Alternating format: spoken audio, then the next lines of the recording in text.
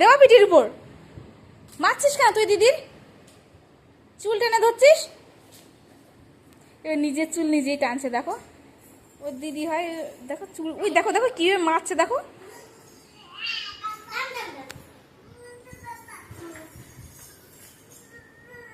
এইটুকু একটা বাচ্চা কি করে মারামারি করে দেখো।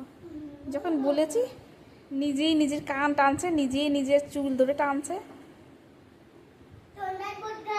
ওই দেখো আঙুল গালে ঢুকিয়ে দিয়ে এখন বমি করছে।